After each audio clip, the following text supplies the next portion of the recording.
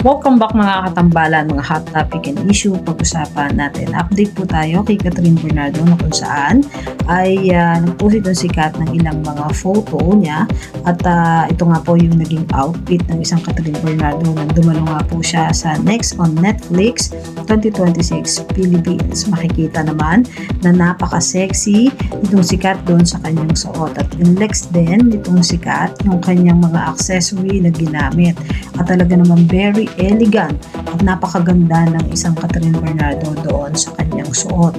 Samantalang nagbigay naman ng message itong sikat nang dumalo nga po siya doon sa event at kasama din itong sikat sina Maha Salvador at James Reid. Matatandaan nga po na may project nga po si Catherine at James para po sa Dreamscape at makikita rin yung ilang mga kaganapan at photo na kasama itong si Catherine, yung mga artista tulad ni Barbie Fortesa, Dingdong Lantes, and Chudi na meron pa nga po silang group photo dun sa Next on Netflix 2026 na talaga namang isa-isang nagbigay ng mga messages at makikita nga kay Catherine na very elegant ito sa bawat damit na kanyang sinusuot. Lang sikat naman po ay kasali naman muli sa Most Beautiful Faces 2026 na talaga namang napakaganda, napaka-sexy ng isang Catherine Bernardo at super blessed dahil din sa mga project at mga endorsement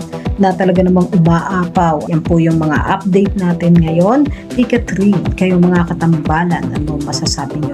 Comment lang sa comment section at pag-usapan natin. Yan ang mga hot topic and issue dito lamang sa Tambalang JK.